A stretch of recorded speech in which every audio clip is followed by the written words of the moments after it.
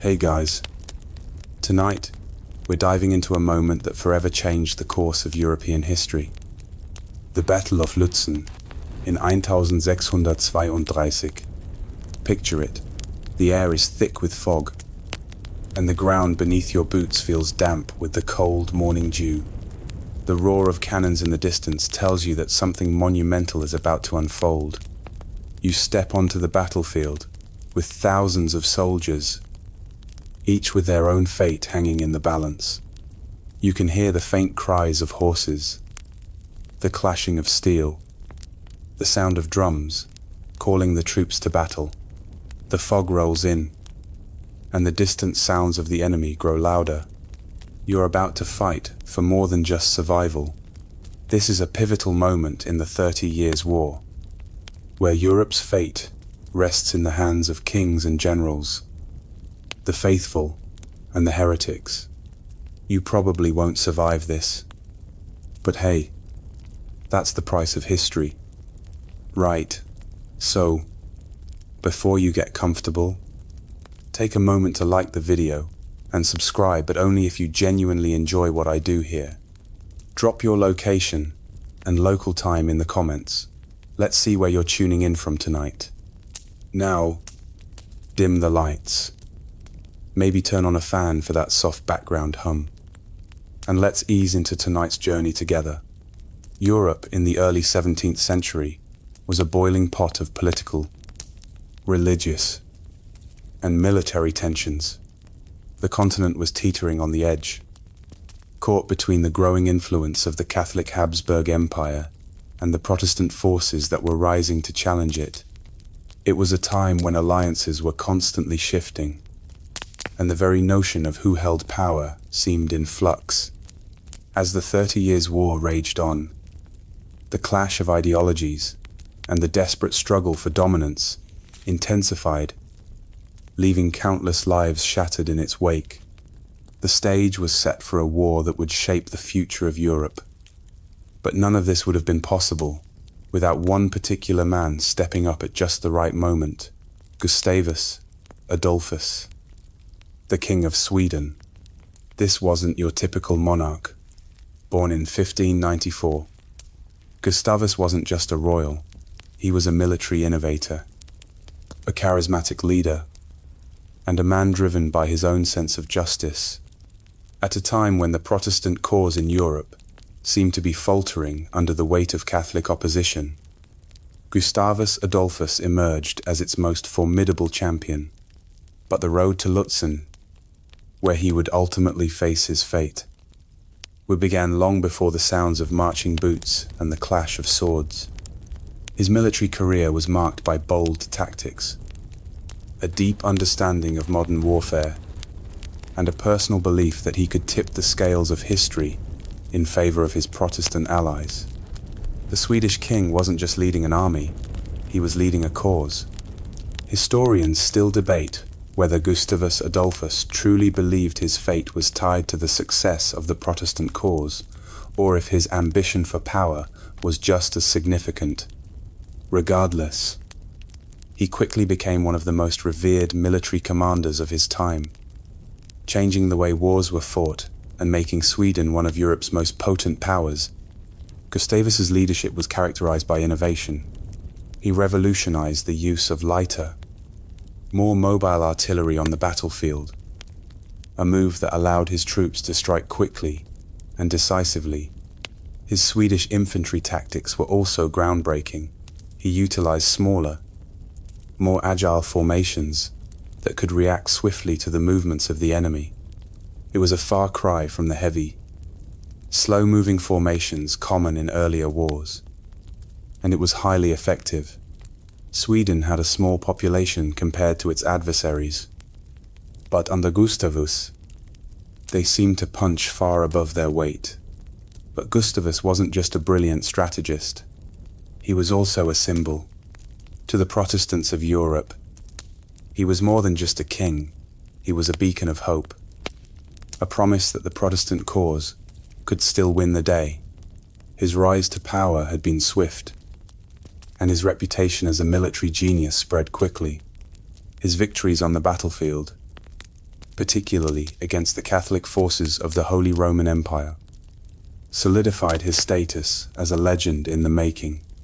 However, this wasn't a war where anyone could predict the final outcome. It wasn't just about strategy, leadership, or courage. It was about ideology. The 30 Years' War wasn't simply a clash of armies. It was a battle between two religions, two visions of Europe's future.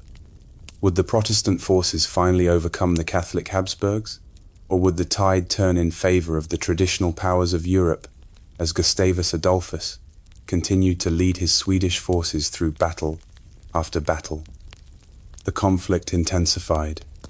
The Holy Roman Empire, led by Emperor Ferdinand II and his general Albrecht von Wallenstein, was determined to crush the Protestant resistance once and for all. They had the numbers, the resources, and the strategic advantages. The Swedes, on the other hand, had something much harder to measure: resolve, innovation, and a deep commitment to their cause. And so, in the autumn of 1632, with both armies preparing for what would become one of the most significant battles of the war, it was clear that Lützen would be a crossroads. The Catholic forces were ready, and so were the Swedes. Yet, no one could have predicted the tragic turn of events that would follow. The lead-up to the Battle of Lützen wasn't just about military maneuvers. It was about geopolitics, faith, and survival. In the years before this fateful clash, Europe had become a battleground for two major forces: the Catholic Habsburg Empire and the Protestant alliances that had been formed largely in opposition to it. The 30 Years' War, which started as a religious conflict between Catholic and Protestant states, had quickly morphed into a broader political struggle. Nations like Sweden, France, and the Dutch Republic saw the war as an opportunity to not just defend their faith, but also gain power at the expense of the Habsburgs, who controlled much of Central Europe. But as tensions grew, Sweden, under the leadership of Gustavus Adolphus, emerged as the most effective military force opposing the Habsburgs. By 1630, Gustavus had decisively entered the war, not just to protect Protestantism, but to secure Sweden's influence in the balance of power in Europe. He wasn't just playing defense, he was taking the fight directly to the Catholic forces. His kingdom was a small but growing power, and his strategies made Sweden a force to be reckoned with on the battlefield. The Swedish king's entry into the war marked a new phase. The Protestant forces, previously struggling, suddenly had a clear leader who could outsmart the Habsburg forces, who were bogged down by their own complex political interests. Under Gustavus's leadership, Sweden started winning major battles, pushing Catholic forces back and liberating territories that had been under Catholic control for decades. But it wasn't just his battlefield success that made him so revered, it was his ability to inspire. Gustavus Adolphus was a king who fought at the front, not one who stayed behind the lines. His soldiers respected him, not just because of his brilliance, but because he was one of them. Yet, the deeper you look, the more complicated his role becomes. Historians still debate whether his decisions were purely about defending Protestantism, or whether there were personal ambitions tied to his actions. After all, Europe, in the 17th century, wasn't just about faith, it was about power. The rise of Protestantism had challenged the political order in Europe, and the Holy Roman Empire, which represented the Catholic side, had its own stakes in the outcome. Would Gustavus be remembered as the savior of Protestant Europe, or as an ambitious monarch seeking greater glory? At this point, all eyes were on the road to Lützen. The Swedish king had driven deep into the heart of Germany, and he had set his sights on defeating the Catholic forces once and for all. However, the Habsburgs weren't going to give up without a fight. Wallenstein, the Catholic general, it was no slouch. His forces were formidable, and he had a reputation for winning against all odds.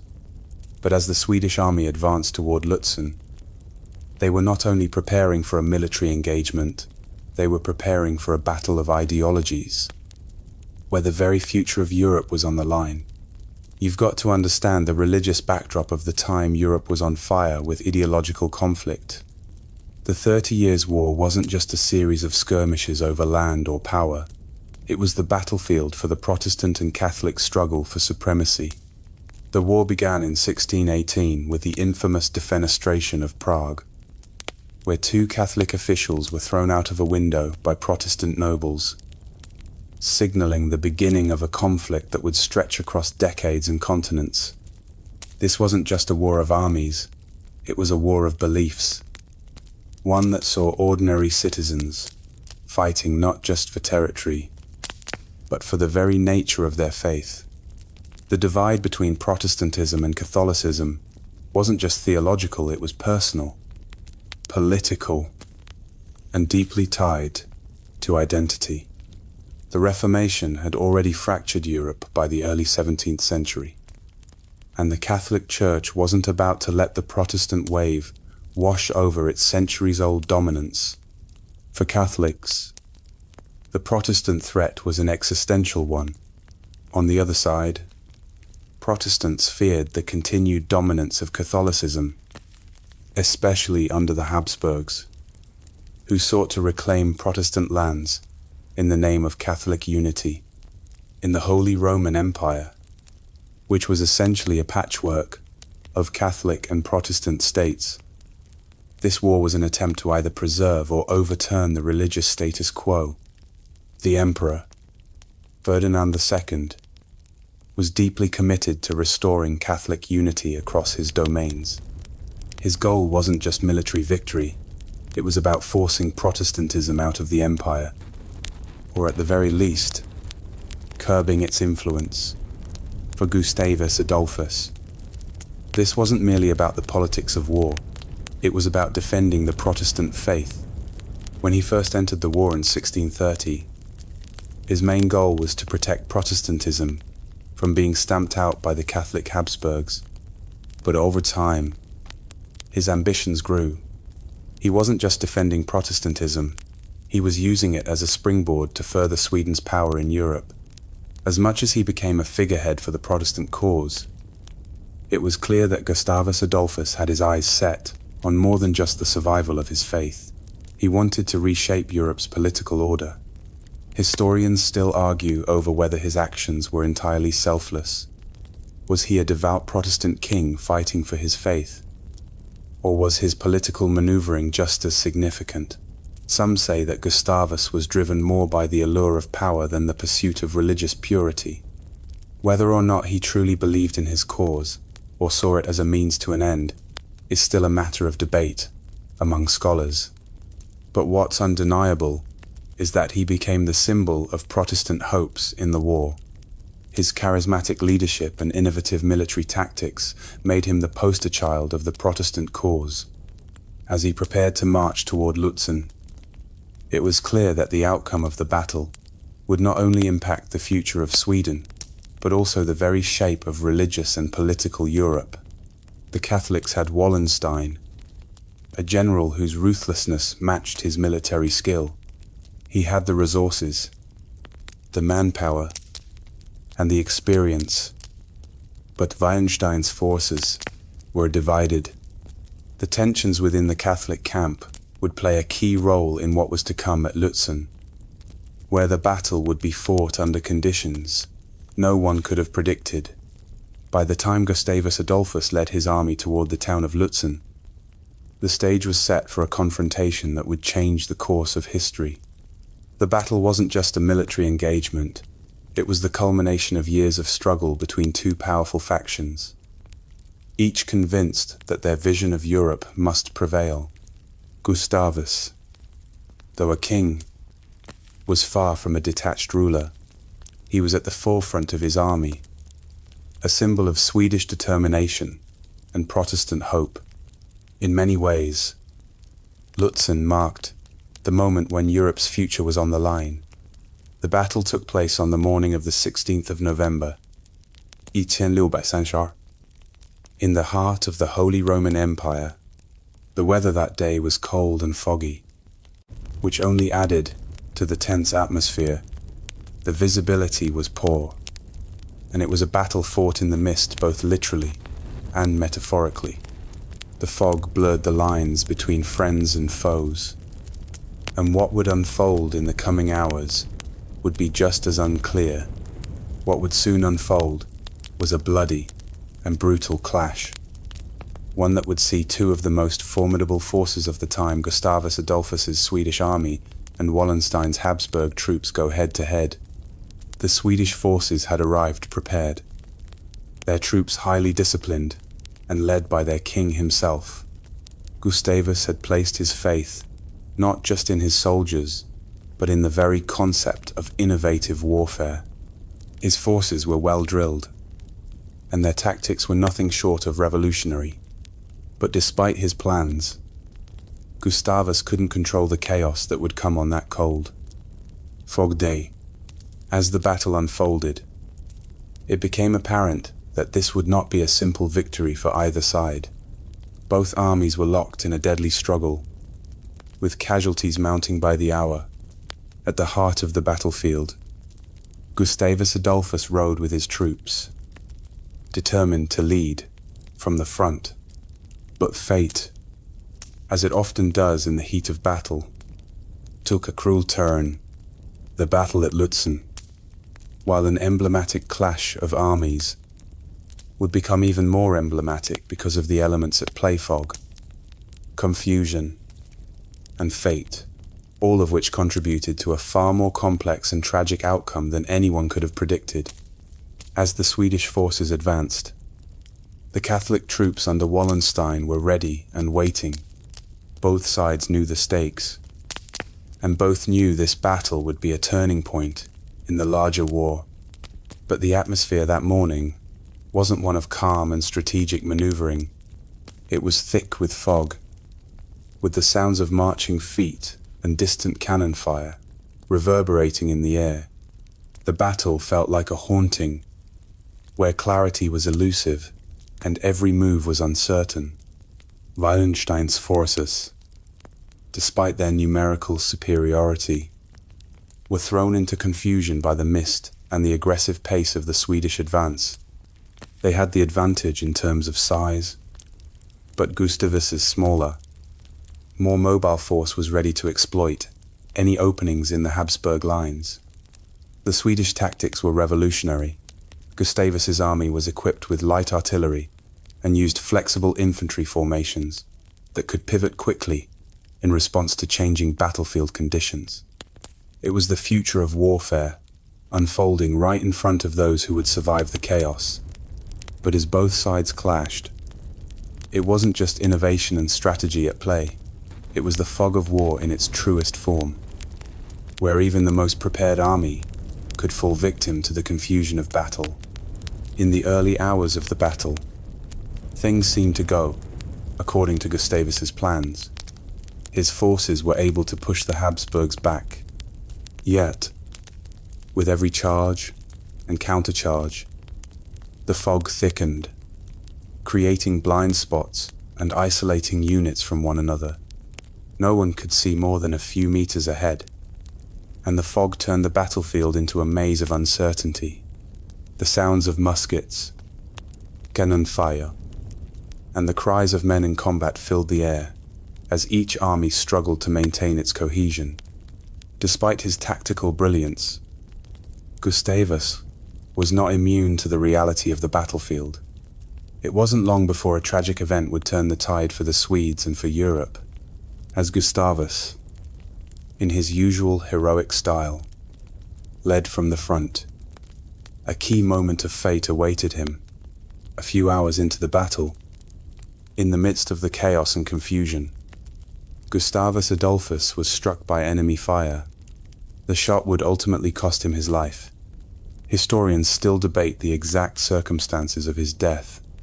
Some argue that he was hit by a stray bullet, while others suggest he was targeted by a more coordinated attack. What is certain is that his death struck a mortal blow not just to the Swedish forces, but to the morale of the entire Protestant cause. A king who had fought alongside his soldiers, inspiring them with his bravery, was now gone, leaving the army leaderless and vulnerable. But even in death, Gustavus Adolphus left behind a legacy that would shape the future of the war. Though it wasn't clear just how that would unfold in the immediate aftermath of his death, it didn't take long for the reality of Gustavus Adolphus's death to ripple through the Swedish army. His absence sent shockwaves through the ranks, and for a moment, the entire battle seemed to stand still. How could the Swedish forces, who had been rallied by their king's personal example, continue without him? Gustavus wasn't just a general, he was the heart and soul of the Swedish cause.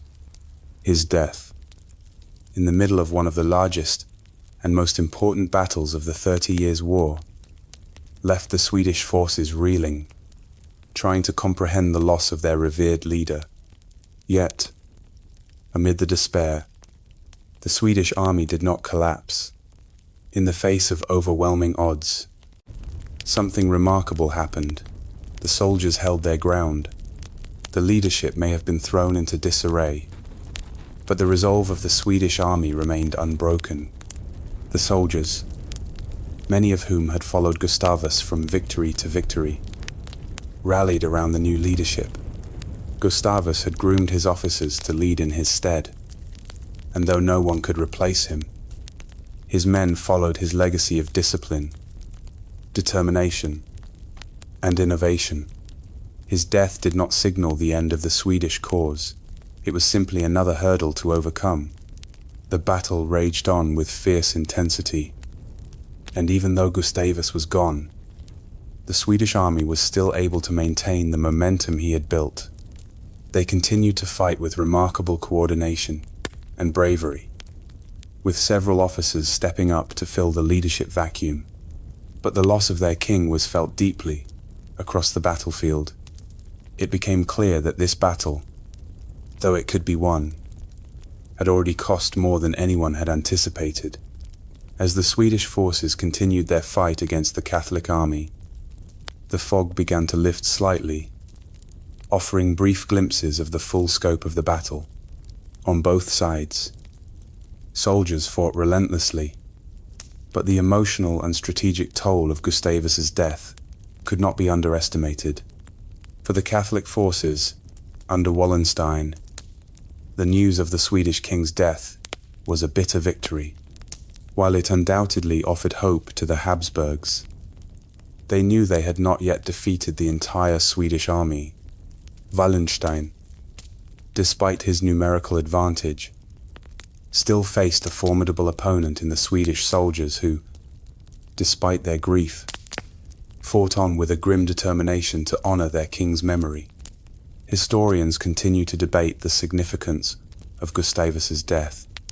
Some believe that the loss of the Swedish king was the turning point that allowed the Habsburgs to regain the initiative in the war.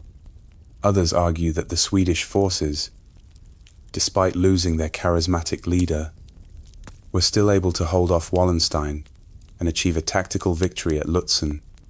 Regardless, Gustavus Adolphus's death was a moment of profound impact, both for Sweden and for the Protestant cause.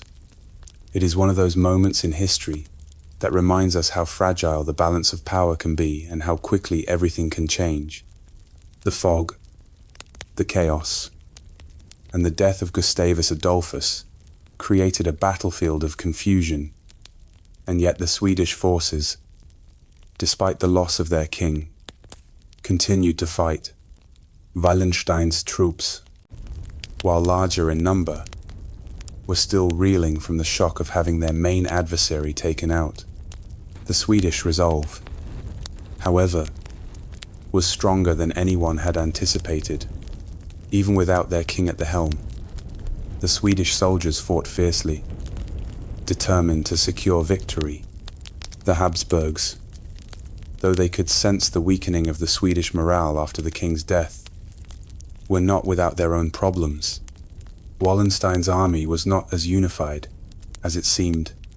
Despite his military genius, Wallenstein had always struggled with maintaining control over his troops, who were often mercenaries or soldiers with their own agendas. His forces were large, but their cohesiveness was fragile. The Swedish army, though smaller, was highly disciplined and motivated, and they had a singular goal to honor their fallen king by securing a victory. For much of the battle, it appeared that neither side could secure a decisive advantage. The fog made communication difficult, and both armies fought with limited visibility, making it hard to execute precise maneuvers. It wasn't until late in the day that the battle began to shift. The Swedish forces, despite the confusion and loss of their king, managed to break through Wallenstein's lines, forcing the Catholic army into retreat. By the time the fog lifted, it was clear, despite the death of Gustavus Adolphus, the Swedish forces had won the day. However, this victory came at a great cost. Thousands of soldiers had been lost, and the price of victory was steep. For the Swedish army, it was a bittersweet triumph. Gustavus Adolphus, their leader and symbol, was gone, but they had managed to hold the line, securing a victory in his name. The death of their king had left a permanent scar on the Swedish forces, but they had proven that their resolve was unbreakable. Historians still argue about whether this victory would have been possible without Gustavus Adolphus at the helm. Some believe that his leadership was the key to the Swedish triumph, while others point out that the soldiers' deep loyalty to their king and their cause played just as crucial a role in the outcome. Regardless, the Battle of Lützen remains a testament to the resilience of the Swedish army and the legacy of Gustavus Adolphus. Even in death, the aftermath of the Battle of Lützen left Europe in a delicate and uncertain state. While the Swedish forces had technically won, the price of that victory was incalculable. With Gustavus Adolphus dead, Sweden faced the daunting task of not only mourning its fallen king, but also determining how to carry on without his charismatic leadership. The loss of such a visionary leader left a vacuum that would be difficult to fill. It was clear that Sweden's future in the 30 Years' War, and, by extension, the balance of power in Europe, depended on the country's ability to adapt and maintain its momentum. The Swedes, however, weren't going to give up that easily. Gustavus had carefully built an army that was not only loyal to him, but to the cause he represented: the defense of Protestantism and the restoration of Swedish power in Europe. His generals, particularly the likes of Lennart Torstensson and Johan Bonner, were among the best and most competent officers in Europe. They were prepared to carry on the fight, using the tactics and strategies Gustavus had pioneered. While no one could replace the king's personal magnetism, these men were capable of keeping the Swedish war machine rolling. However, as the years dragged on, it became clear that Gustavus's death had a deep psychological impact on the Swedish army. His soldiers had fought valiantly under him, inspired by his leadership and the promise of Protestant victory. But now, without their king, their sense of purpose was starting to fray at the edges.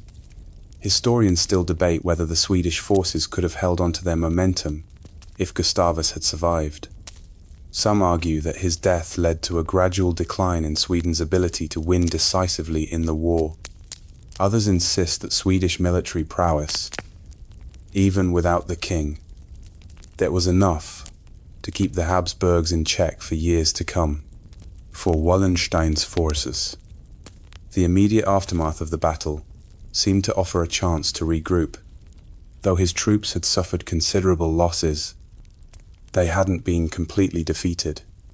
Wallenstein's retreat wasn't an outright collapse, but it was a recognition that despite his numerical advantage, the Habsburgs' grip on the war was slipping. The battle had shown that despite his generalship, Wallenstein's forces were still vulnerable, and it was also clear that the Habsburgs, in the wake of the battle, would not be able to push Sweden out of the war without facing major internal struggles of their own. The political and military landscape in Europe continued to evolve rapidly after Lützen. The death of Gustavus Adolphus ensured that the 30 Years' War would not be easily resolved.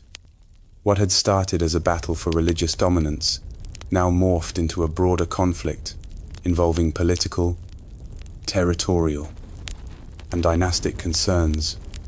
Despite the Swedish victory at Lützen, the battle's true consequences weren't fully felt until much later. The reality was that the conflict, now much larger than any single battle, continued to spiral, with the war dragging on for years after Gustavus's death. The 30 Years' War wasn't just about religion anymore. It had become a struggle for European supremacy, with shifting alliances, expanding territories, and national ambitions taking center stage. The death of Gustavus Adolphus left a major void in Sweden, and the next few years saw a period of political instability in the country. While Gustavus had been a natural leader, his absence meant that Sweden would need to rely on the skill of his generals and the country's political structures to continue the fight. One of the most significant challenges Sweden faced after his death was how to maintain the momentum of the Swedish military while dealing with the fallout from losing their king. The Swedish crown, under Gustavus's daughter Christina, did its best to keep the war effort going. But internal political instability and changing dynamics between the Protestant powers started to make Sweden's situation more tenuous. Though the Swedes had defeated Wallenstein and the Habsburg forces at Lützen, they couldn't escape the long-term costs of this war. The financial strain of war was beginning to hit home. Both Sweden and the Holy Roman Empire faced the relentless drain on their resources, and neither side could truly claim victory at the battle's conclusion. The war itself would continue for years, with no decisive peace in sight. For Sweden, the survival of Protestantism in Europe seemed more in doubt than ever as the Habsburgs and the Catholic powers regrouped. This raises an interesting point of scholarly debate. Historians have long wondered how different Europe might have looked if Gustavus Adolphus had survived. Some believe that with his leadership, the war might have been won decisively by the Protestant powers much earlier, potentially leading to a different political landscape across Europe. Others argue that the Swedish military machine had already been so established by the time of his death that Sweden would have continued to make headway in the war. Even without him, what is undeniably clear, however, is that Gustavus Adolphus's death did not end the Swedish commitment to the war, but it did change the character of the conflict. The immediate aftermath was a reorganization of the Swedish military structure, as new leaders rose to fill the vacuum left by the king. And while Wallenstein's retreat after Lützen was a temporary setback, it was not the decisive end of the Habsburg cause. The long-term result would be a series of battles and shifting allegiances, with neither side achieving total victory in the coming years. As the years unfolded after the Battle of Lützen, both sides in the 30 Years' War continued to fight, with an ever-shifting series of alliances, betrayals, and bitter hostilities. While Sweden struggled with internal political turmoil and the loss of its great king, the Habsburgs weren't exactly celebrating their victory. The death of Gustavus Adolphus had indeed given them some breathing room, but they faced increasing difficulties of their own. Wallenstein, after his retreat from Lützen, found his command in jeopardy. His role as the emperor's commander was under scrutiny. His questionable loyalty to the Habsburgs and his growing ambitions led to a rift with the imperial court. Eventually, Wallenstein's desire for power, along with his suspicion of the emperor's intentions, it would lead to his downfall. In 1634, Wallenstein was assassinated on the orders of the Habsburg court, marking a significant turning point in the war. Historians continue to debate whether Wallenstein's death was truly a betrayal or simply an inevitable consequence of his overreaching ambitions. Regardless, his death left the Habsburgs in disarray, and no other leader could rise to the same stature. Without Wallenstein's strategic genius, the Habsburg forces lacked the unity and direction they had once possessed. Though the Catholic cause remained formidable, this period without a strong leader was one of missed opportunities, where the tide of the war seemed to ebb and flow unpredictably. For Sweden, the loss of Gustavus Adolphus and the tumultuous years following his death left the Swedes with a more complicated role in the conflict. Under the leadership of King Christina, Gustavus's daughter, Sweden continued to fight for its Protestant allies. While Christina was a brilliant and independent-minded ruler, her young age and lack of military experience couldn't entirely replace the vision and brilliance of her father. The Swedish army, however, remained disciplined and determined, continuing to fight on the side of the Protestants. Their tenacity and Gustavus's legacy kept the Swedish army in the fight for years. Yet, as the conflict dragged on, it became increasingly evident that no side would achieve a total and clear victory. The 30 Years' War was becoming a war of attrition, with neither the Habsburgs nor the Protestants able to secure a decisive advantage. Both sides were worn thin by the endless conflict, and it seemed that peace could only come when both sides were sufficiently exhausted. Historians argue that the outcome of the war might have been decided long before 1648 had Gustavus Adolphus survived. His leadership had been a game-changer in the early stages, but his death meant that Sweden had to rely on others to carry on the war. The absence of such a strong central figure, despite the courage of his generals, took away the decisive edge that Sweden once had. As the war dragged on into the 1640s, Europe grew weary of the conflict. The destruction and death toll was staggering, and every major power, from Sweden to the Habsburgs, began to feel the weight of years of relentless warfare. For Sweden, the continuation of the war without Gustavus Adolphus's presence brought both hope and frustration. On one hand, Sweden was able to maintain a foothold in the war, thanks to its strong military structure and the strategic acumen of its generals. On the other hand, the Swedes were stretched thin by the demands of the war, unable to capitalize on their early victories and increasingly vulnerable to internal instability. The Habsburgs, too. I felt the pressure. Though the death of Gustavus had temporarily bolstered their position, the Habsburg Empire was far from secure. The collapse of Wallenstein's leadership in 1634 had left a power vacuum, and the imperial forces struggled to regroup. The war had become a matter of political survival, not just military conquest. The Habsburgs, desperate to maintain their dominance, increasingly relied on their Catholic allies, even as those very allies sought to gain their own footholds in Europe. One of the most important developments during this time was the growing influence of France. While France had initially been hesitant to engage directly in the war, it had long been supporting the Protestant cause behind the scenes. Especially after the death of Gustavus, France's involvement would become more overt in the later stages of the war, and by the 1640s, it was clear that France had shifted from being a passive observer to an active player. With the Habsburgs' growing influence in Spain, Italy, and Central Europe, France realized that it had no choice but to engage directly.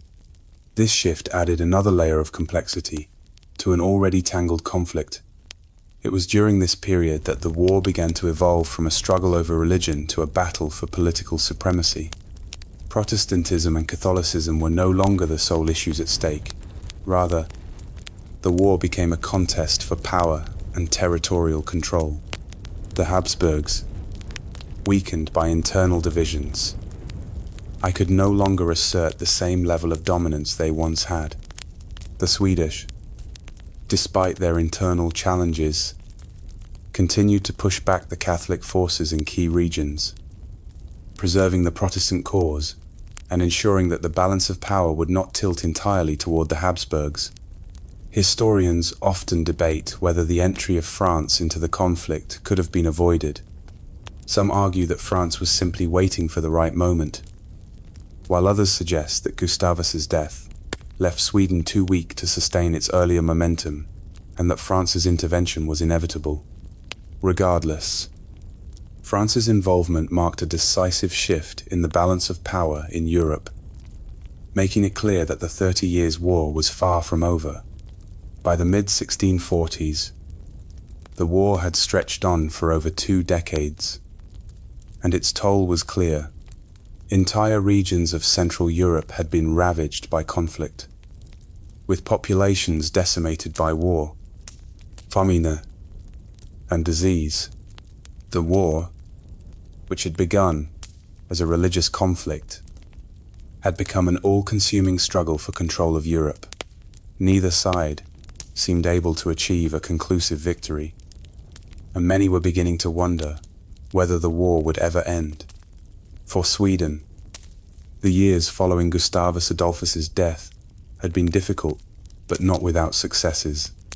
The Swedish army, under the leadership of generals like Lennart Torstensson and Johan Bernaer, continued to conduct successful campaigns against the Habsburgs. Even as the political situation in Sweden grew more complicated, the Swedish crown, under Queen Christina, found itself in a precarious position. Christina's reign had been marked by both brilliance and controversy, with the young queen occasionally at odds with the political and military elites of Sweden. Despite these internal challenges, Sweden managed to secure several key victories in the 1640s. The Swedish forces continued to push the Habsburgs back, ensuring that the Protestant cause remained alive. But even as Sweden fought on, it became increasingly clear that the war was not just about religion anymore. The focus had shifted to a much broader political struggle, with France, Sweden, and the Habsburgs all seeking to secure their place in the new European order. For the Habsburgs, the 1640s marked a period of decline. While the empire remained a powerful force in Europe, its ability to dominate the war had been seriously undermined by the death of Gustavus Adolphus and the loss of key military leaders like Wallenstein. The Habsburgs found themselves embroiled in internal struggles, facing both military setbacks and political challenges at home. Their hold on Spain and Italy began to weaken, and it was clear that they were no longer the uncontested power they once were. As the war continued, the question of how it would ultimately end became more pressing. The Treaty of Westphalia, which would eventually be signed in 1648, would mark the beginning of the end of the conflict. But before that moment, there were still many battles to be fought, and the shifting alliances and uncertainties of war would continue to shape the course of European history. The 1640s were a period of critical turning points for the major players in the 30 Years' War. The Protestant cause, bolstered by Sweden's military persistence, and the Catholic Habsburgs, still a formidable force, were both realizing that victory was slipping through their fingers. The war's cost, both in terms of lives and resources, was staggering. It had been nearly 25 years since the conflict began, and Europe had been reduced to a state of near collapse. What was once a religious crusade had now evolved into a series of exhausting territorial and political struggles, with shifting alliances and frequent betrayals, often more about maintaining power than ideological conviction. The Swedish crown, led by Queen Christina, navigated a particularly difficult path. While Christina was known for her sharp intellect, strong political will, and interest in arts and culture, her reign was marked by personal challenges. Her decision to abdicate in 1654, at the young age of 28, would go down in history as one of the most curious royal decisions ever made. But in the years leading up to that, Sweden still made its mark on the war. Despite the complicated domestic situation, Queen Christina was in constant tension with her advisors, military officers, and the Swedish nobility, a group that had grown used to the decisive leadership of her father. Historians still argue whether Christina's youthful ambition and eccentricity helped or hurt Sweden's war effort during this period. During this time, Swedish generals like Johan Berner and Lennart Torstensson kept the Swedish military in motion, ensuring that the Protestant forces would continue to put pressure on the Habsburgs. In fact, it was under Torstensson's command that the Swedes won one of the most decisive battles of the war at the Battle of Jankau in 1645. While the victory didn't immediately end the war, it solidified Sweden's place as a major European power. Sweden had emerged from Lützen with a thirst for dominance, and by the mid-1640s, it seemed almost inevitable that they would be involved in any post-war negotiations. However, one of the most significant developments of the decade was the increasing intervention of France. Having supported the Protestants indirectly for years, France, under Cardinal Richelieu, now began to play a more overt role in the war. Richelieu, a political mastermind and strategic genius, understood that the key to France's future power lay in diminishing the Habsburgs' dominance. France's direct involvement, starting in 1635, turned the war into a broader contest for European supremacy rather than a simple religious conflict. France's military contributions, while impressive, came at a great cost. It's said that France's entry into the war essentially drained their treasury, yet they kept pouring men and material into the conflict, hoping to secure the future they desired. The Habsburgs were caught in a tightening vice, the Spanish Habsburgs to the west, the Holy Roman Emperor in the east, and France in the center, all pushing against their empire's borders. The Habsburgs were no longer the sole dominating force in Europe, and their internal struggles were beginning to show. Historians still debate the extent to which France's intervention accelerated the war's end. Some suggest that had France not entered, the war could have dragged on even longer, while others argue that Swedish military success alone would have sufficed in tipping the scales in favor of Protestant Europe. Regardless of the reasoning, the entry of France made clear that the balance of power was forever shifting, and the world would never quite be the same. By the end of the 1640s, the war had reached its crescendo, though the main battles continued to be fought between Sweden, France, and the Habsburgs.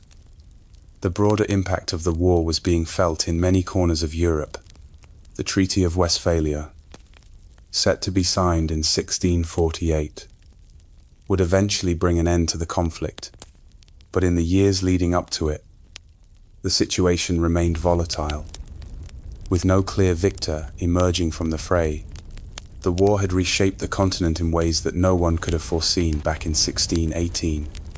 One of the most remarkable outcomes of the war was the significant weakening of the Holy Roman Empire. The Habsburgs, despite their continued efforts to fight on, were unable to restore their dominance. They lost territories, influence, and above all, the certainty of their authority. The Treaty of Westphalia formalized this shift, marking the end of the era when the Habsburgs could command Europe's political fate. The Holy Roman Empire would never be the same again after the war. In addition to losing land, the peace treaty recognized the sovereignty of over 300 German principalities, dismantling the Habsburgs' direct control over the empire. This decentralization of power in the Holy Roman Empire would have long-lasting consequences. The political landscape would be fragmented for centuries, and the balance of power in Europe was irrevocably altered. It was no longer the domain of a single empire, but a region of many competing states, each trying to assert its own dominance. For Sweden, the Treaty of Westphalia was a mixed blessing. The Swedes had fought valiantly throughout the war, and the treaty recognized their territorial gains. Particularly in northern Germany, Sweden emerged as a major European power, solidifying its influence in the Baltic region.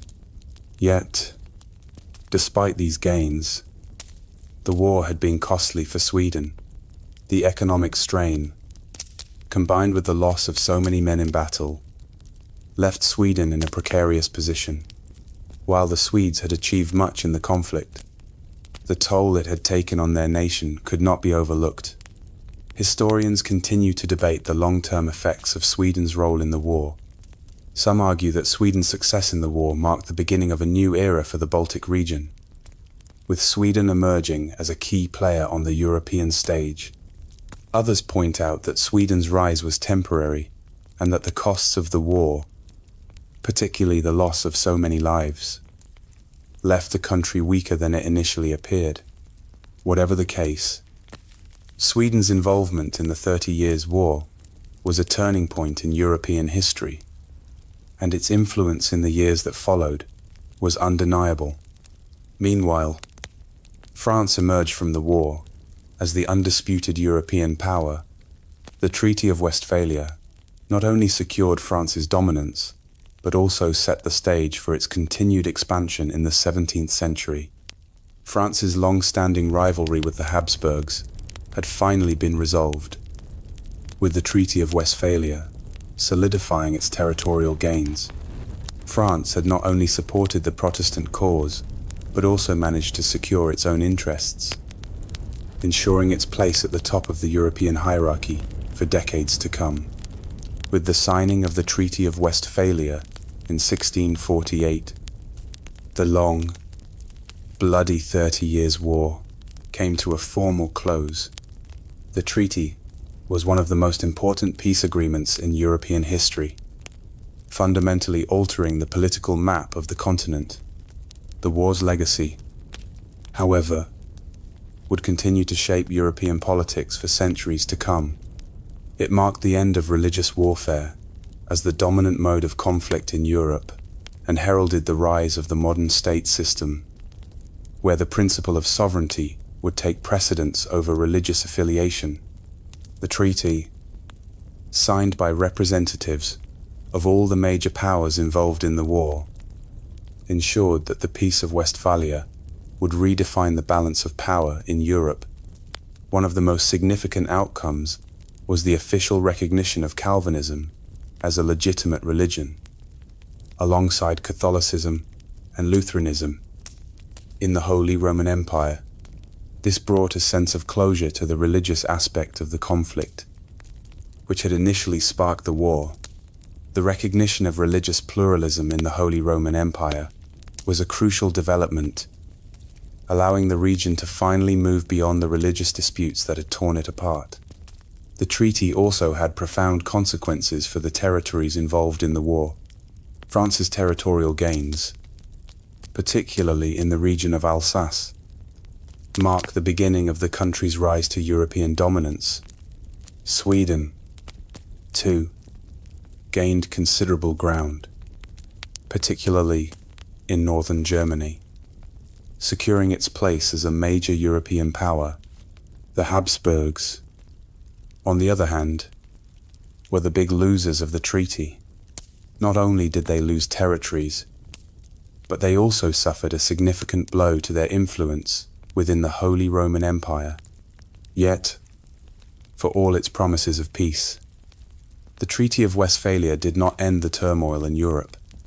Instead, it marked the beginning of a new phase of power struggles, with shifting alliances and ongoing military conflicts. Europe had changed forever, and the legacy of the 30 Years' War would continue to reverberate through the centuries. It was a war that shaped the trajectory of European history, influencing everything from diplomacy and warfare to the very structure of the modern state. Historians often debate the true significance of the Treaty of Westphalia. Some view it as the dawn of the modern state system, while others argue that its effects were more limited and that the peace it established was tenuous at best. Either way, it's clear that the 30 Years' War and the peace that followed set the stage for the conflicts and developments that would shape Europe for generations to come. After the Treaty of Westphalia, Europe entered a period of relative peace. But this tranquility was not without its challenges.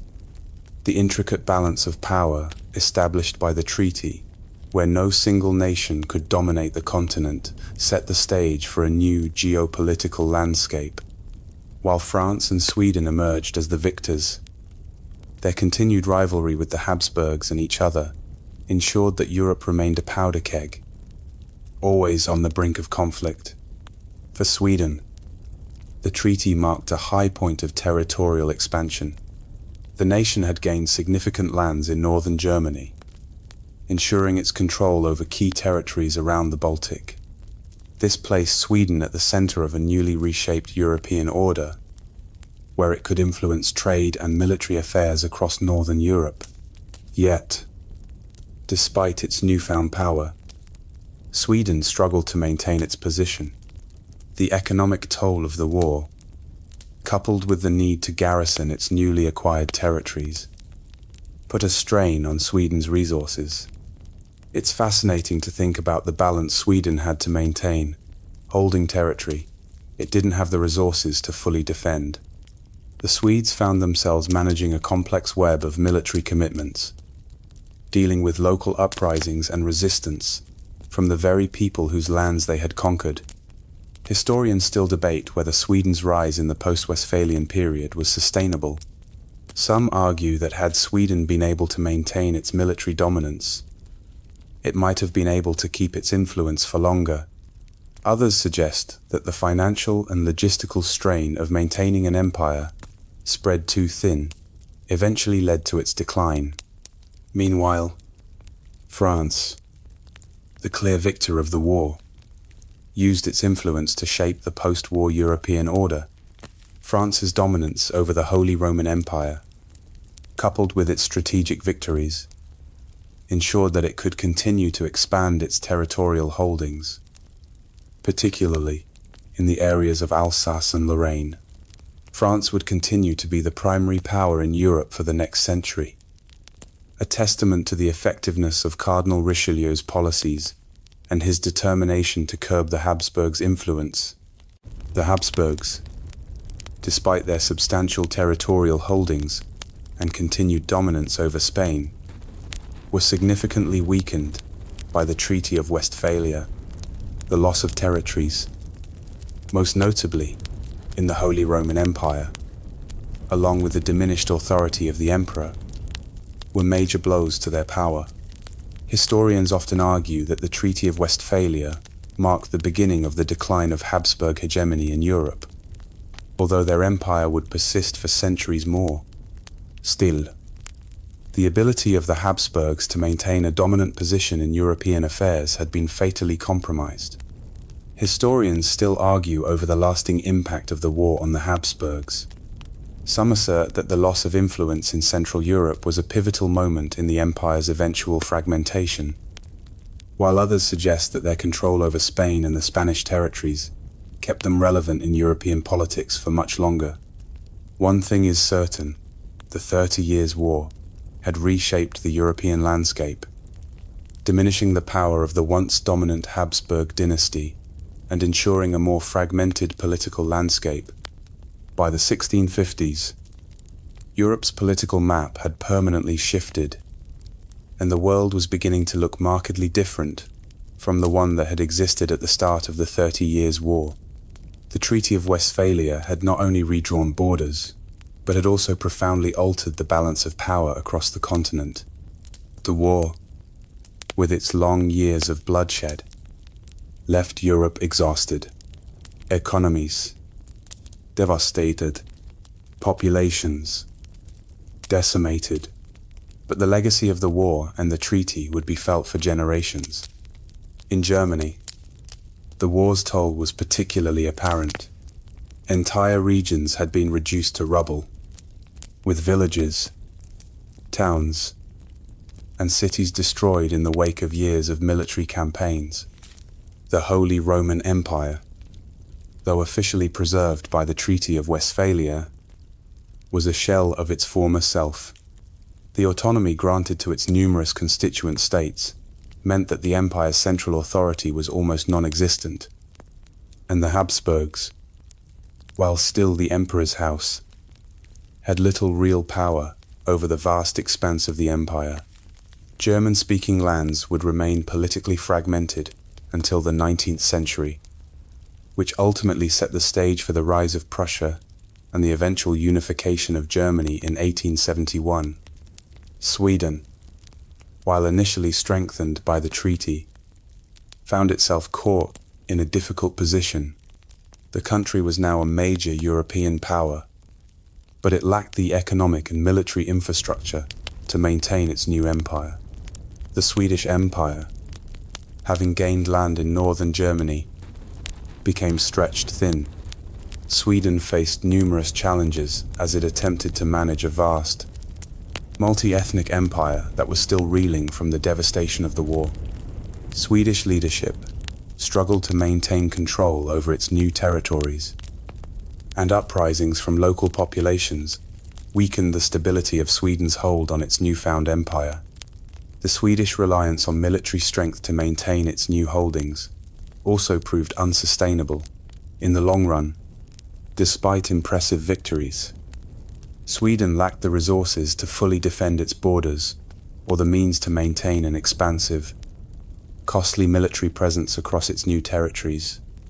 In 1655, Sweden was forced to face a significant military defeat at the hands of Poland in the Second Northern War, marking the beginning of a slow decline for Sweden's empire. Historians are still fascinated by the Swedish Empire's rise and fall. Some scholars suggest that Sweden could have remained a dominant power if it had adapted its policies and strategies to better manage its territories, while others argue that Sweden's expansionism was always doomed to failure, given its relatively small population and resources. One thing is clear: Sweden's imperial ambitions were short-lived, and by the time of the Great Northern War, 1721, Sweden would lose most of its territorial gains, signaling the end of its empire. In France, the Treaty of Westphalia had cemented its role as the preeminent power in Europe. Cardinal Richelieu's long-term vision, which had been to weaken the Habsburgs at every turn, had paid off. The country's strategic territorial gains, coupled with its enhanced political influence, made France the central player in European politics. Richelieu's successor, Cardinal Mazarin, continued his work, ensuring that France would remain a dominant force well into the reign of Louis XIV. Historians are often divided on Richelieu's legacy. Some see him as the architect of French hegemony, ensuring that France would become the leading European power. Others believe that Richelieu's ruthlessness and policies of manipulation set dangerous precedents, eventually leading to the political instability of the 18th century. Either way, Richelieu's successes in the 30 Years' War had a long-lasting impact on the shape of Europe. In the aftermath of the 30 Years' War, The very fabric of European diplomacy and warfare underwent a transformation. The Treaty of Westphalia had established a new framework of international relations. The idea of sovereignty became central, and for the first time, states were recognized as the primary actors in the international system, not kings, emperors, or religious authorities. The war and its resolution signaled the decline of feudalism and the rise of the modern nation-state. For many, the treaty signified the birth of the contemporary international system, where states were seen as equal, regardless of their size or power. The peace arrangements effectively neutralized the Holy Roman Empire as a major player in European politics, even if the empire itself persisted for another 200 years. The notion that a sovereign state had the right to determine its own form of government, without outside interference, was revolutionary. While Europe was left to rebuild, the psychological scars of the war remained. The suffering and trauma experienced by populations, particularly in Germany, were profound.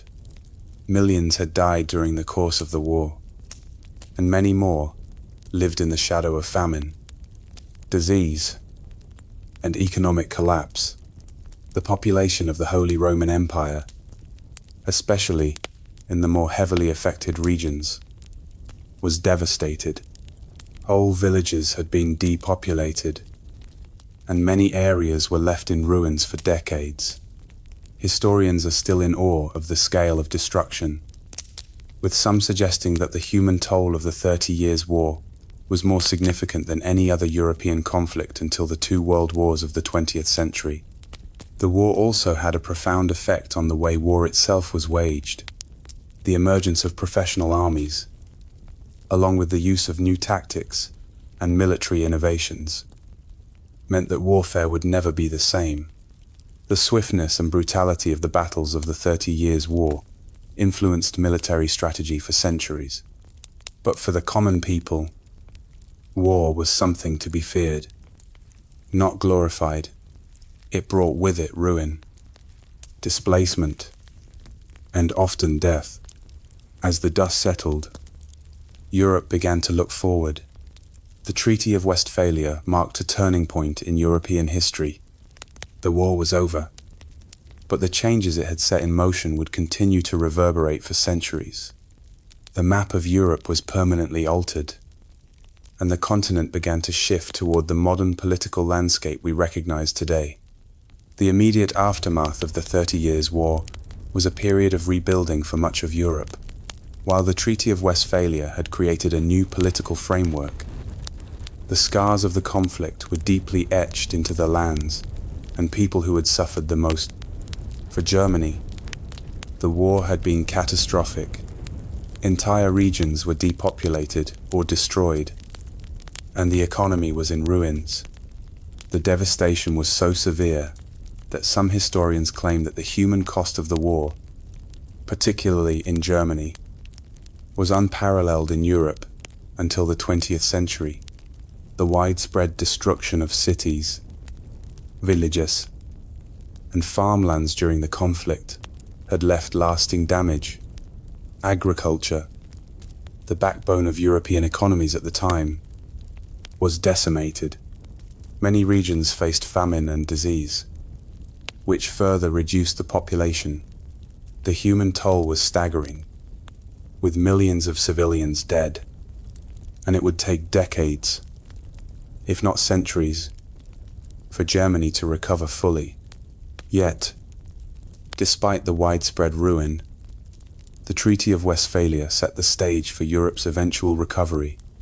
The fragmented Holy Roman Empire, which had been the battleground of the war, have now found itself with decentralized power, offering local rulers a greater degree of autonomy. The reduced authority of the emperor allowed the various German states to rebuild at their own pace. Though their political fragmentation would leave them vulnerable in the future, it also meant that local rulers had a vested interest in protecting their territories and rebuilding their economies. It was this slow process of reconstruction that ultimately helped sow the seeds for the rise of Prussia, a German state that would emerge as a major European power by the 18th century. Historians often debate the long-term effects of this political fragmentation. Some argue that it enabled the development of a more decentralized and flexible system of governance that eventually helped Prussia thrive. Others argue that it left Germany politically weak and divided for centuries, as the region never fully unified until the late 19th century. Regardless of perspective, the peace following Westphalia certainly marked a significant shift in the political landscape, both for Germany and for Europe as a whole. While the war's destruction was particularly acute in Germany, France, which had emerged as the primary victor in the 30 Years' War, found itself in a much stronger position than before. The Treaty of Westphalia had solidified France's influence in Europe, and the French crown stood poised to dominate European politics for the next century. The victories in the war, particularly over the Habsburgs, had paved the way for France to expand its territories and exert greater control over European affairs. Cardinal Richelieu's strategy to weaken the Habsburgs had been a resounding success, and France emerged as the undisputed leader of the post-war European order. France had gained significant territories, such as Alsace and parts of Lorraine, and had significantly weakened the power of the Habsburg family. The Habsburgs, though still in control of Spain and the Holy Roman Empire, no longer had the same dominant influence over European politics. The balance of power had shifted, and France was now in the ascendancy. One of the most significant consequences of France's dominance was the emergence of the Bourbon dynasty as a central European power. The French monarchy's strengthened position allowed King Louis XIV to pursue his grand ambitions in the latter half of the 17th century. Louis XIV's reign, which began in the mid-1600s, marked the height of French power in Europe, with France becoming the preeminent military and cultural force on the continent. Historians often note that the victories of Richelieu and Louis XIV were not just military successes, but also strategic triumphs. Richelieu's ability to manipulate the political landscape of Europe, aligning France with Protestant powers to weaken the Catholic Habsburgs, laid the foundation for the subsequent dominance of France. Similarly, Louis XIV's pursuit of absolute monarchy and his focus on building a strong, centralized state allowed France to become the leading European power by the end of the 17th century. The legacy of the 30 Years' War, in many ways, set the stage for the rise of French hegemony in Europe. Of course, the costs of France's victories were not negligible. While the country had emerged victorious, it had also suffered from the prolonged conflict. Like many other nations, France had faced financial strain during the war, and its involvement in the war had led to political instability at home. Richelieu's ruthless policies had earned him many enemies, both within France and across Europe. But in the end, his strategy paid off, and France's position as the dominant power in Europe was secured. Historians still debate whether Richelieu's policies were entirely beneficial in the long term. Some argue that his manipulation of European politics, his use of alliances, and his ruthless tactics had created a fragile and volatile political landscape. Others believe that he set the stage for France's sustained dominance in Europe, making it the most powerful nation on the continent for over a century. As the war came to a close, many were left to reflect on the profound consequences it had had for the nations involved. The end of the 30 Years' War marked not just the cessation of military hostilities, but also a significant transformation in the way Europe would organize itself politically.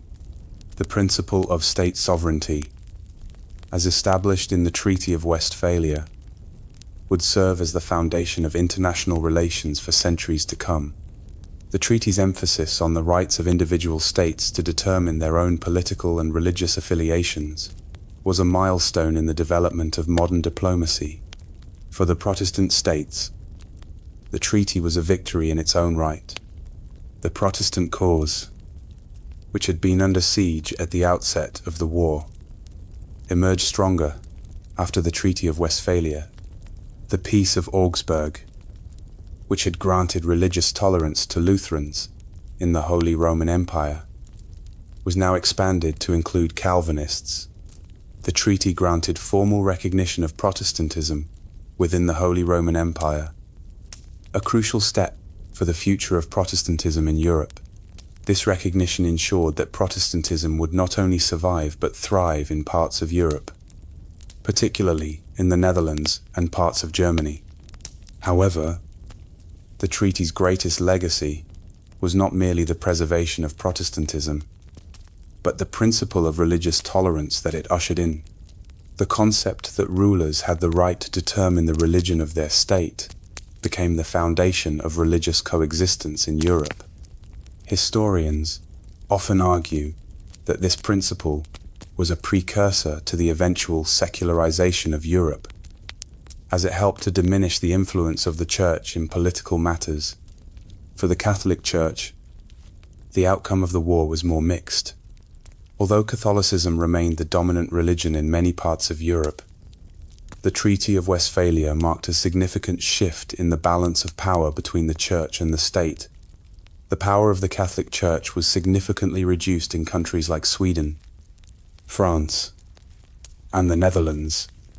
Historians are divided on whether this was a positive or negative development for European religious life. Some argue that it led to the diminishing influence of the Church in politics, while others suggest that it contributed to the decline of religious unity in Europe. As Europe began to stabilize following the Treaty of Westphalia, the effects of the 30 Years' War rippled far beyond the battlefield. The war had not only shaped the future of the continent's political landscape, but had also influenced the nature of war itself. Military strategy and diplomacy evolved as a result of the lessons learned from this prolonged conflict. It's fascinating to see how the war accelerated the development of modern military techniques. With the rise of professional armies and the increased reliance on standing armies rather than mercenaries, this shift would have profound implications for future wars. One of the most significant changes that emerged from the 30 Years' War was the transition from feudal levies and irregular armies to more structured, professional fighting forces. This change was partially driven by the need for more effective military forces in a long-lasting and wide-reaching conflict. The traditional system of feudal levies, where knights and soldiers were called upon for short-term service, simply wasn't sustainable over the long durations and vast areas of conflict seen in the 30 Years' War. Armies needed to be trained, disciplined, and capable of sustained engagement. The Swedish army, under the leadership of Gustavus Adolphus, played a significant role in this transformation. Known for his innovative military tactics, such as the use of mobile artillery and combined arms strategies, Gustavus set the stage for a revolution in military affairs. His professionalization of the army, along with his incorporation of new tactics, like smaller, more agile infantry units and the use of firearms, marked a departure from the traditional methods of warfare seen in the early modern period. Historians still argue whether Gustavus's reforms were truly revolutionary or simply an evolution of existing tactics. Regardless of perspective, his army set a new standard for military organization in Europe. In addition to military reforms, the war also had lasting effects on the concept of diplomacy. The Treaty of Westphalia itself was a milestone in international diplomacy. For the first time in European history, the idea of a diplomatic congress was put into practice on such a large scale. Representatives from dozens of states gathered to negotiate and sign agreements, setting the foundation for modern international diplomacy. Historians often note that the Treaty of Westphalia marked the beginning of the state-centric approach to international relations, where sovereign states began to negotiate directly with each other, rather than through religious or monarchical intermediaries. This shift in how countries interacted would shape the course of European diplomacy for centuries. Interestingly, the concept of diplomatic immunity also saw greater formalization following the Treaty of Westphalia, with diplomats representing sovereign states. It became increasingly important to ensure that they were protected from the military conflicts surrounding them. This principle, which had existed informally before, became codified as part of international law, marking a key moment in the development of modern diplomacy. Historians still debate whether the Treaty of Westphalia truly created a new order in Europe. Some argue that it marked the birth of the modern nation-state system, while others suggest that it was merely a temporary solution to the immediate conflict. Regardless of interpretation, the treaty and its aftermath were pivotal in transforming how European states interacted with each other and how war was fought. By the second half of the 17th century, Europe had entered a new era of relative stability. The chaos of the 30 Years' War had given way to a period of reconstruction, particularly in the countries that had borne the brunt of the conflict. The devastation in Germany, however, would take much longer to recover from. The political landscape was still fragmented, and the economic impact of the war lingered for decades.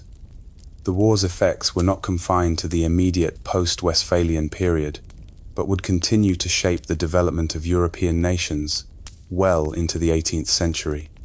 For the Holy Roman Empire, the effects of the war were felt most deeply.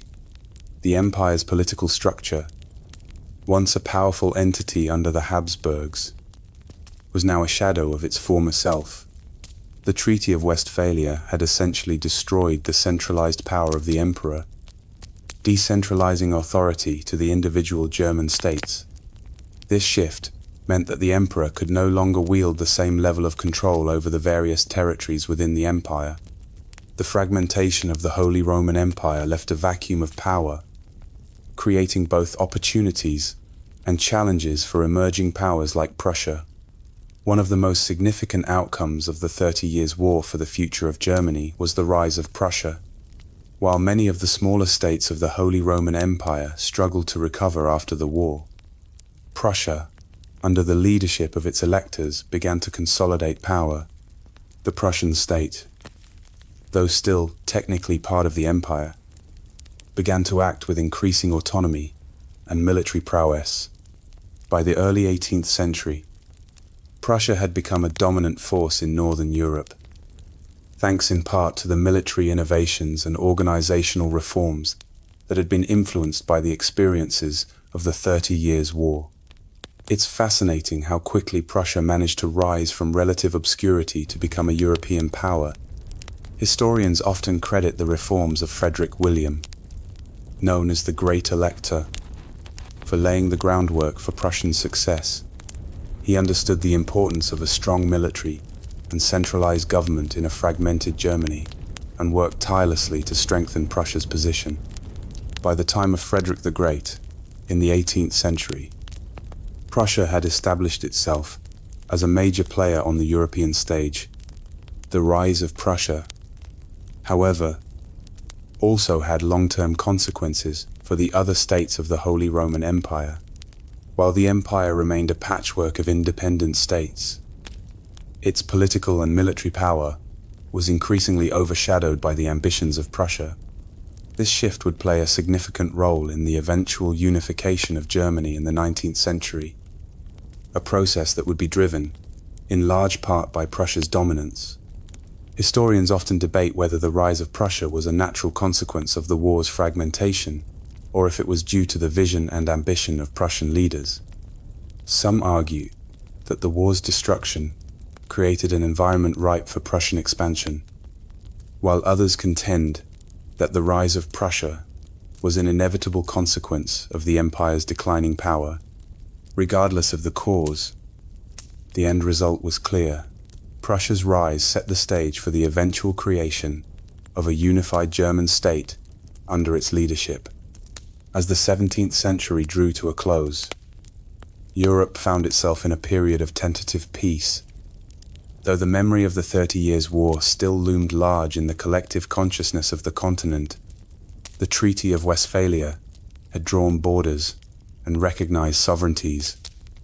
But the political and religious divisions it left behind continued to influence European relations for decades. The war had shifted the balance of power across the continent, and its consequences rippled through the ensuing centuries, shaping not just Europe's political landscape, but also its social, cultural, and religious fabric. In the aftermath of the conflict, the power of the Catholic Church began to wane, while Catholicism still maintained significant influence in many regions. The Treaty of Westphalia had dealt a blow to the Church's political clout. The peace agreement had effectively recognized Protestantism as an equal to Catholicism in the Holy Roman Empire, marking the beginning of a broader trend of religious tolerance across Europe. This was a key turning point in the history of religious and political thought, leading to the gradual secularization of European states in the centuries to come. One of the more interesting and less discussed consequences of the war was the effect it had on the intellectual climate of Europe. The prolonged conflict, marked by religious and political strife, prompted a re-examination of the nature of war, religion, and governance. Thinkers like Thomas Hobbes and John Locke, writing in the years following the war, were profoundly influenced by the experiences of the 30 Years' War. Hobbes, for example, argued that the war's horrors demonstrated the necessity of a strong, centralized authority to prevent chaos. Locke, on the other hand, believed in the potential for government to be a force for good, but only if it was grounded in consent and the protection of individual rights. Historians often link the ideas of these thinkers to the political reforms that would unfold in the 18th century, including the Enlightenment and the development of modern democratic thought. While the Treaty of Westphalia had brought an official end to the war, the broader societal changes it had set in motion were just beginning. The war's impact on Europe's political structures and religious dynamics would resonate for centuries, shaping the course of European history in ways that couldn't have been fully understood at the time. Historians still debate the full extent of these changes, but one thing is certain: the 30 Years' War had irrevocably altered the trajectory of European civilization. By the 18th century, the reverberations of the 30 Years' War were still being felt across Europe, but they were often seen through the lens of the emerging power dynamics of the time. One of the key consequences of the war, especially after the Treaty of Westphalia, was the growing significance of statecraft and diplomacy in European politics. As the power of empires like the Holy Roman Empire in Spain began to wane, the focus shifted more toward the strengthening of individual nation-states. This period saw the rise of a more organized, centralized form of government that would go on to define much of modern Europe.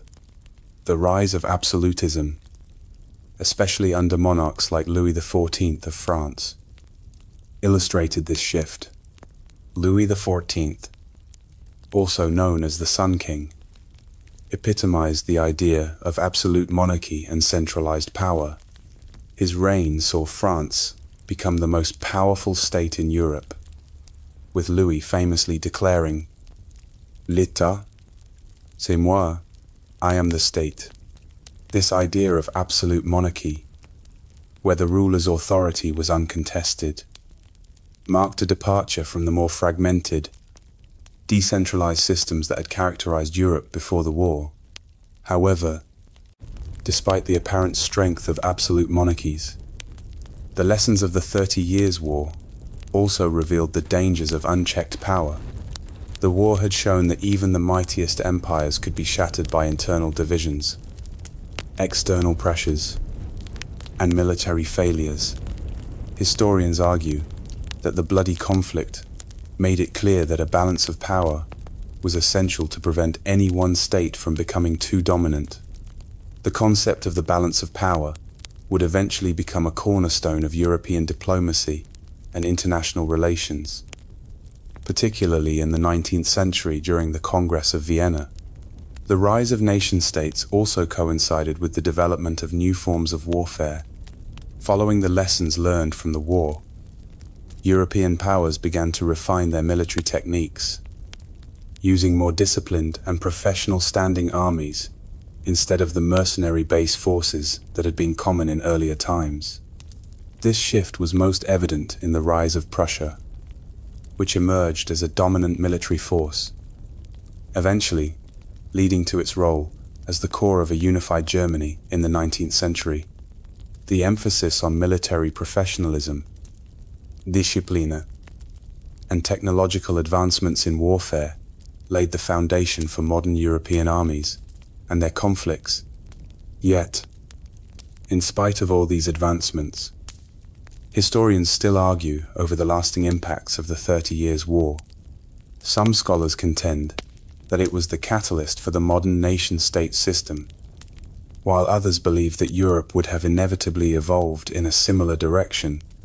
What is indisputable is that the war set in motion many of the political, military, and diplomatic structures that would define the coming centuries. The 18th century also saw the continuation of religious transformation in Europe, a process that had begun during the 30 Years' War. One of the most profound shifts following the war was the gradual decline of religious influence in state matters. While religion had played a central role in the conflict, with the Catholic and Protestant factions fighting for dominance, the post-war period saw the rise of more secular governance and the rise of Enlightenment ideals. This period saw an intellectual shift as Europe embraced reason and scientific thought. The Enlightenment, which began in the late 17th and early 18th centuries, represented a reaction to the religious and political strife that had marked the 30 Years' War and its aftermath. Philosophers like Voltaire, Montesquieu, and Rousseau began to challenge traditional forms of authority, particularly religious and monarchical power. They advocated for the separation of church and state, and for governments that were based on the rights and rationality of the individual. In essence, these Enlightenment thinkers sought to create a new political order that would avoid the destructive religious wars of the previous century. The rise of secularism was most evident in France, where the influence of the Catholic Church had been long-standing and powerful by the time of the French Revolution in 1789. Many Enlightenment ideas had taken hold, especially those related to democracy and individual rights. The revolution itself was in many ways a direct response to the absolutist monarchy that had been consolidated by figures like Louis XIV. It was an attempt to break from the past, both the religious conflicts of the 30 Years' War and the absolute power of monarchs. The war's impact on religious dynamics was also seen in the Protestant regions of Europe. The Peace of Westphalia had brought religious tolerance and recognition to Protestantism in the Holy Roman Empire. This recognition helped Protestantism to flourish in many parts of Europe, particularly in Scandinavia, the Netherlands, and Great Britain. However, it also led to a fragmentation within Protestantism itself, with different denominations asserting their autonomy and challenging the authority of the Catholic Church. This fragmentation paved the way for the development of modern Protestantism and the rise of Protestant-dominated states in Northern Europe. Still, despite the rise of secularism, the lingering influence of religious tensions and divisions continued to shape Europe throughout the century. Catholic-Protestant rivalries persisted, albeit in more muted forms, and the legacy of religious conflict that had been initiated during the 30 Years' War could still be felt in the tensions between European powers. Some historians argue that the seeds of the religious wars were never fully eradicated, even as Europe moved toward greater secularism. Others believe that the Treaty of Westphalia, by granting religious freedoms and reducing the influence of the Church in political matters, created the groundwork for Europe's gradual shift towards secularization. Ultimately, historians continue to debate how much the 30 Years' War truly impacted the development of modern Europe. While the war undoubtedly reshaped the political, social, and religious landscape of the continent, its long-term consequences are still open to interpretation. What is clear, however, is that the war's legacy lived on in the form of both conflict and resolution, shaping Europe's approach to governance, military strategy, and diplomacy for centuries to come. By the late 18th century, the European political landscape had undergone significant transformations, and the effects of the 30 Years' War remained present, albeit often in the background. Much of the warfare of the early modern period had been shaped by the lessons learned in the war's aftermath, particularly the importance of organized, disciplined armies. Yet, the influence of the war extended far beyond military reform. The way Europe viewed power, sovereignty, and even the role of the state in individual lives had been irrevocably altered, and these changes would continue to reverberate into the next century. One of the enduring consequences of the 30 Years' War was the reshaping of European borders, particularly in the Holy Roman Empire, where the war had left a patchwork of fragmented states. The Treaty of Westphalia established a new order, where the authority of the emperor was severely diminished and local rulers enjoyed increased sovereignty. While the empire remained a loose confederation, it was clear that the central authority had been effectively gutted. This decentralization was crucial for the rise of states like Prussia, which, by the mid-1700s, had consolidated its power and was rapidly expanding its influence.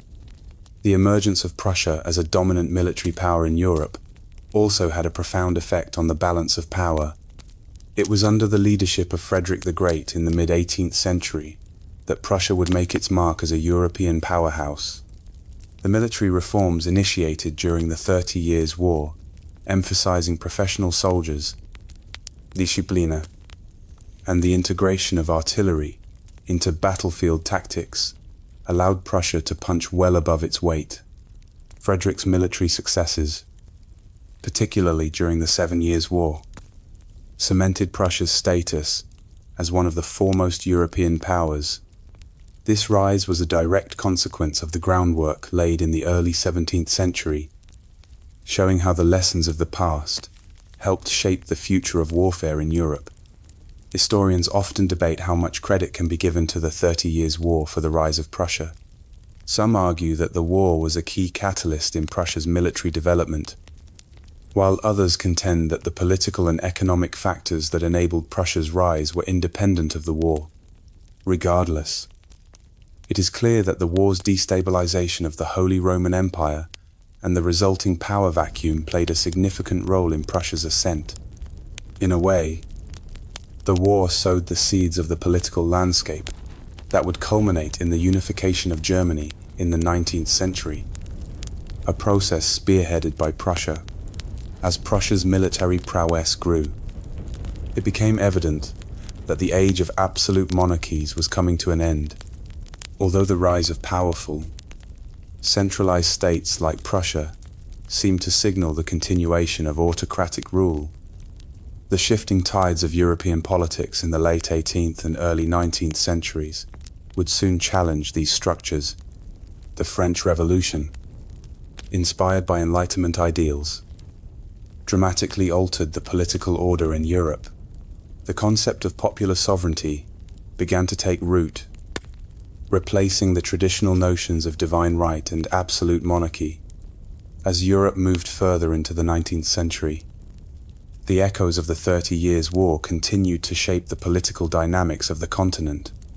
The war had been a defining moment in European history, not only in terms of the religious conflicts it triggered, but also in how it influenced the development of European political thought.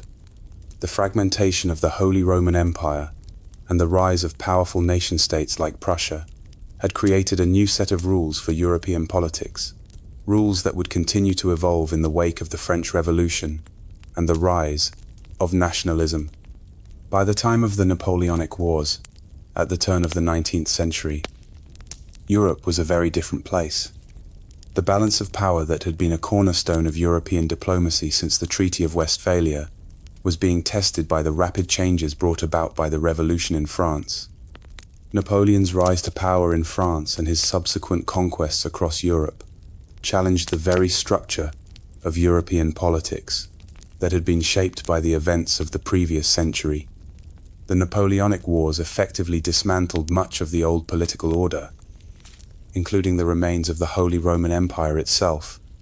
However, the spirit of the Treaty of Westphalia, particularly its emphasis on the sovereignty of states and the recognition of religious differences, remained important in European diplomacy, even as the continent was plunged into the chaos of war. The Congress of Vienna, which took place in 1815 after Napoleon's defeat, sought to restore the balance of power in Europe and redraw the borders that had been so drastically altered by the Napoleonic Wars. In many ways, the Congress of Vienna was a direct continuation of the spirit of the Treaty of Westphalia. Both sought to stabilize Europe by creating a system of alliances and agreements between sovereign states. Historians often discuss the Congress of Vienna in relation to the Treaty of Westphalia, arguing that the two represent the bookends of the modern European state system. While Westphalia marked the end of religious conflicts and the establishment of state sovereignty as the defining principle of European politics, the Congress of Vienna sought to solidify this new order in the aftermath of the upheavals caused by Napoleon. In that sense, the legacy of the 30 Years' War, though it had faded into the background, was still deeply embedded in European political thought. In the decades that followed, the nation-state system would continue to evolve. With the rise of nationalism and the eventual unification of Germany in the 19th century, the German Empire, unified under Prussia's leadership, represented the culmination of a process that had been set in motion by the conflicts and power shifts of the 17th century. The 30 Years' War, with its destruction and fragmentation, had paved the way for the rise of new political entities, including Prussia, that would dominate Europe in the centuries to come. As the 19th century unfolded, the long-term effects of the 30 Years' War were increasingly felt in the social, economic, and cultural spheres of European life. The war, while primarily a military and political conflict, had profound consequences on the way people in Europe lived, thought, and interacted with one another. One of the most significant consequences was the shift in how individuals viewed the role of the state in their lives. A shift that would have far-reaching implications for the development of modern European societies. The rise of the nation-state and the consolidation of power in the hands of monarchs and political elites marked a fundamental shift in how governments interacted with their citizens. The devastation of the 30 Years' War had left many European countries in a state of ruin, and the subsequent efforts to rebuild and consolidate power led to the development of more centralized, bureaucratic governments. In many ways, these changes helped lay the groundwork for the development of modern state systems in Europe, where the government would come to play a more active role in the lives of its citizens. One of the most important cultural shifts of the post-war period was the rise of nationalism. The 30 Years' War had been a conflict primarily centered on religious divisions, but its aftermath sowed the seeds for the rise of nationalism as a defining force in European politics. In the wake of the war, the growing sense of national identity began to supplant religious loyalties as the primary basis for political affiliation. This shift was particularly evident in the rise of powerful nation-states like France, Prussia, and later, Germany. Interestingly, the emergence of nationalism was not an immediate reaction to the 30 Years' War, but rather a gradual process that took place over the course of the 17th and 18th centuries. Historians still debate the extent to which the war itself contributed to the rise of nationalism. Some argue that the fragmentation of the Holy Roman Empire and the decentralization of power in Europe helped create the conditions for nationalism to flourish, while others point to the intellectual and cultural movements of the 18th century, such as the Enlightenment, as the key drivers of this shift. Nonetheless, by the early 19th century, nationalism had become a dominant force in European politics. The rise of national consciousness, particularly in countries like France, Germany, and Italy, would play a crucial role in shaping the political landscape of the 19th and 20th centuries. The unification of Italy and Germany, for example, were direct results of the nationalism that emerged from the events of the 30 Years' War and its aftermath. These movements were a testament to how deeply the conflict had impacted European society, even long after the final battle had been fought. As the 20th century approached, the legacy of the 30 Years' War continued to influence European geopolitics and national identities. The war, which had reshaped the political and religious contours of Europe, laid the groundwork for many of the struggles and conflicts that would define the coming century. The treaty that ended the war, the Treaty of Westphalia, had established a new framework for international relations, one where the sovereignty of states, regardless of religion, was paramount. This framework would continue to shape European politics, even as the continent faced new challenges in the modern era. In many ways, the 19th and early 20th centuries were defined by the very changes that had begun with the aftermath of the 30 Years' War. The rise of nationalism, the emergence of modern nation-states, and the increasing importance of diplomacy all had their roots in the peace settlements that followed the war. The legacy of the war also had profound implications for Europe's relationship with the rest of the world. European powers, shaped by the experiences of the war, would go on to create vast colonial empires, often using the same principles of state sovereignty and diplomacy that had been codified at Westphalia. Yet, despite the relative stability brought about by the Treaty of Westphalia, the conflict of the 17th century continued to haunt Europe throughout the modern era. The religious and political divisions that had fueled the war did not disappear overnight. Even as Europe moved toward greater secularism and nationalism, tensions between Catholic and Protestant countries remained, and the seeds of future conflicts such as the two world wars could be traced back to the legacy of the 30 Years' War. Historians continue to debate the long-term effects of the 30 Years' War, with some arguing that it was the war that set Europe on its modern trajectory, while others see it as simply one chapter in a long history of European conflict. What is certain, however, is that the war's impact was profound, far-reaching, and complex. The Treaty of Westphalia, with its principles of state sovereignty and religious tolerance, would remain a foundation for international relations for centuries, guiding Europe's political structures, even as the world underwent dramatic changes in the 19th and 20th centuries. As you drift into sleep, think of the long shadows cast by centuries of conflict. of how the echoes of the 30 Years' War shaped the nations we know today. In the stillness of the night, the lessons of history whisper to us from the past, urging us to remember the fragility of peace, the cost of war, and the enduring quest for stability in a world shaped by forces larger than any one individual.